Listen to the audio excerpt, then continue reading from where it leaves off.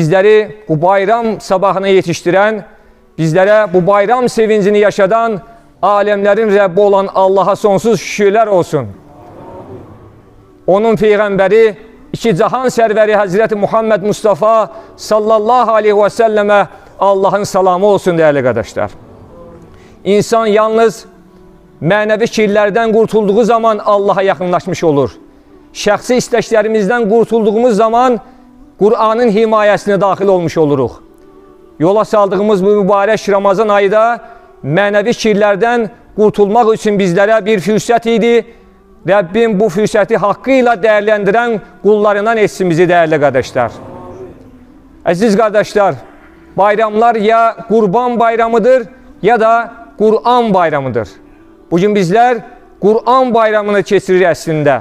Çünkü Kur'an'ın doğulduğu günü qeyd edirik. Aziz kardeşler, hatırlayırsınızsa Ramazandan önce, Ramazan hələ başlamadan önce bir xütbədə sahabenin ibadet heyecanından danışmıştık. Ramazan girmeden önce sahabe Ramazana güzel bir şekilde hazırlık ederdiler. Ramazanın evvellerinde sahabenin ibadet heyecanı daha da artardı. Ortalarına doğru artmağa doğru giderdi ve sonlarına doğru bizim halımızda olduğu kimi azalmazdı, daha da artardı. İnşallah bu ay boyu ettiğimiz ibadetler, ettiğimiz zikirler inşallah bizleri daha da ilerlere aparar. Çünkü bizden istenen budur. Rabbimiz ayette ne buyurur? Kutibe aleykumus-siyamu kema kutibe alellezine min qablikum leallekum tettekun. Sizden evvelki ümmetlere Ramazan orucu ferz buyurduğu kimi size de ferz buyuruldu. Ne için? Leallekum tettekun. Belki pis emellerden çekinesiniz. Allah'a karşı durmaktan çekinesiniz. Demek oruzdaki esas mahiyet pis emellerden çekinmektir. Eğer biz pis emellerden çekinmesek, onun yerini yaxşı emeller doldura bilmez. Onun yerini merhamet, şefkat, səxavət, dürüstlük kimi emeller doldurmalı değerli kardeşler. Rabbimiz ayette buyurur ki: "Zalikel kitabu la raybe fi." Üzerinde hiçbir şüphe olmayan bir kitaptır bu.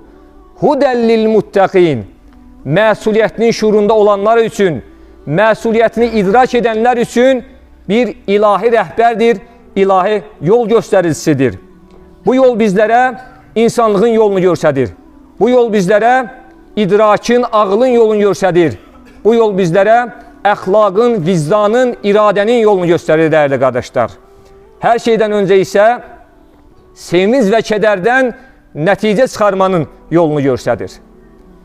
Bu günler değerli kardeşler sevinmek ve sevindirmek günleridir. Her bayramda olduğu kimi bu bayramdan sonra da önce böyüklərimiz, atamız, anamız, qonşularımız, qohumlarımız, xəstələr varsa xəstələr ziyarət olunmalıdır. Onların da könüllərini almağa çalışmalıyıq. Çünkü bu bayramlar sadece sevindiğimiz kadar değildir, sevindirdiğimiz kadar değil zamanda. Peygamberimiz sallallahu aleyhi ve sellem her bayram namazı kıldıktan sonra məhəllələri gezer ve eğer kalbi kırık insanlar varsa onlara imdadına yetişmeye çalışırdı. Peygamberimiz sallallahu aleyhi ve sellem bir gün məhəllələri gezerken bayram namazı kıldıktan sonra uşaqların böyük bir neşe içerisinde, sevinç içerisinde oynadığını görür. Lakin bu uşaqlara katılmayan, məyusluk halında ağlayarak tamamıyla kenarda dayanan bir uşağı da görür Peygamberimiz. Şəfqət timsalı olan Peygamberimiz şəfqətə möhtac olan o uşağın yanına yaxınlaşır ve deyir ki: "Sen ne için belə məyus halda durmuşsan? Ne için uşaqlara qoşulmursan?" O ise: "Ya Resulullah, necə sevinim, necə mən şənlənim? Atam Uhud döyüşündə şəhid olmuştur. Anam ise artıq məni tərk edibdir, başqa birinə gedibdir. Mən necə sevinim?" Bilirsiniz Peygamberimiz sallallahu aleyhi ve sellem en kiçik məsələdə belə qəlbi kövlələrdir. Kim bilir o anda Allah Resulü sallallahu aleyhi ve sellem göz yaşlarını necə saxlaya bilmişdi. Peygamberimiz o uşağa deyir ki: "Sen istəmərsənmi ki Həsən Hüseyin senin kardeşin, Fatimə senin bacın, mən də senin atan olum?" O uşaq sevinclə: "Bəli ya Resulullah, istəyərəm" deyir. Peyğəmbərimiz onu evinə aparır, onu yedizdirir, içizdirir, gözəl libaslar yeyindirir və uşaqlarla oynamağa göndərir. Uşaqlar ondakı bu sevinci, bu nəşəni gördükdə çox təəccüblənirlər. Bunun səbəbini soruşduqda o isə artıq mənim Həsən və Hüseyin kimi qardaşım, Fatimə kimi bacım və Allah Resulü s.ə.v kimi bir himayədarım vardır deyir. Uşaqlar da kaş ki bizim də atamız Uhud döyüşündə şəhid olardı deyir. Həmin o gənc, həmin o uşaq böyüyür, gənc yaşlı olduğu zaman Peyğəmbərimiz sallallahu aleyhi və səlləm vəfat eləyir. Yenə həmin o gənc uşaq ikən necə ki ağlayır, kənara bir çəkilərək göz yaşları tökməyə başlayır. Mən əsl indi yetim qaldım deyir. Necə ki bugün bütün İslam ümməti yetim qaldığı kimi. Amma biz əgər Allah Resulü sallallahu aleyhi ve sellemin sünnəsinə sımsıq sarıla bilsək, o zaman Peyğəmbərimizə daha da yaxınlaşmış olarıq dəyərli qardaşlar. Allah Teala Enfal surəsində nə buyurur? Əgər həqiqi möminsünüzsə Allahdan qorxun, münaqişələrə son qoyun, aranızı düzəldin, Allaha və onun Peyğəmbərinə itaət edin. Demək ki, dəyərli qardaşlar, bu məsələ imani bir məsələdir. Müsəlmanlar arasında qardaşlıq bağlarının möhkəmlənməsi imana bağlıdır. Çünki Allah buyurur ki, əgər həqiqi möminsünüzsə aranızı düzəldin, münaqişələrə son qoyun. Digər bir ayədə Allah buyurur ki, aranızda bir cəmaat olsun. Onlar sizi xeyrə dəvət etsin, pis işlərdən çəkindirsin. Bu iki ayə arasındakı bir münasibəti sizə bildirmək istəyirəm, dəyərli qardaşlar. Demək, Allah Teala öncə bizim qardaş olmağımızı və çəkişməməyimizi istəyir. Qəlblərimizin bir yerdə olmağını istəyir. Çünki digər bir ayədə nə buyurur Allah Teala? Siz bir-birinizə düşmən ikən Allah sizin qəlblərinizi birləşdirdi. Demək, biz bir arada nə qədər olursa olaq, əgər qəlblərimiz bir-birinə yaxın olmazsa, aranızda bir cəmaat olun əmrini yerinə yetirə bilmərik. Əgər qəlblərimiz bir arada olmazsa, yenə arada fitnələr olacaq, yenə aramızda ayrılıqlar olacaq. Allah Resulü buyurur ki, hamınız birlikdə qardaş olaraq Allaha qul olun. Bir-birimizlə qardaşlıq münasibətlərini əgər qura bilməsək, Allaha həqiqi mənada qul ola bilmərik. Əgər dəyərli qardaşlar, necə ki dəstəmazsız namaz bizdən qəbul olunmursa, qardaş ola bilməsək, daim bir-birimizlə çəkişsək, daim fitnələrə yol versək, Allaha yaxınlaşa bilmərik. Allah və məni və sizi və bütün möminləri bir-birinə qardaş etsin, dəyərli qardaşlar.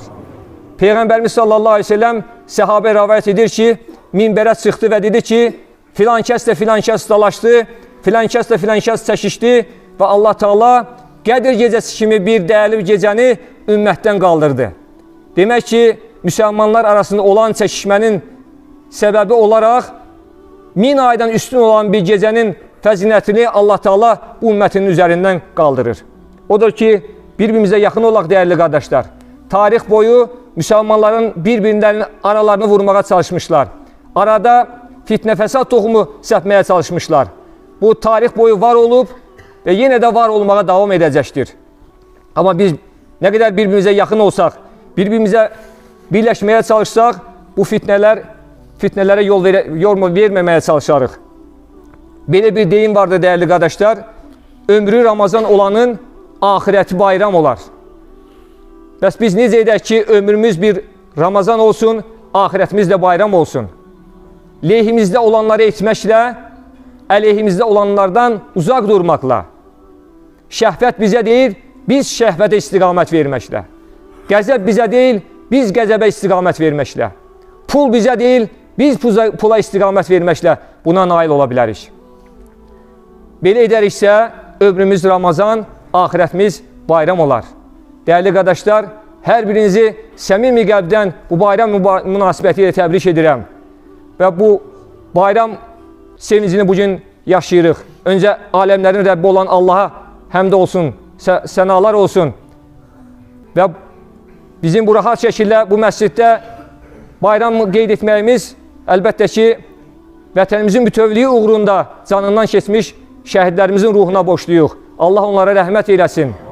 Bugün aramızda qazilərimiz vardır. Onlar da sağlamlıqlarını itiriblər bizlərdən ötürü. Allah onlara gözəl səhhət versin. Bir daha bayramınız mübarək olsun değerli kardeşler. Amin.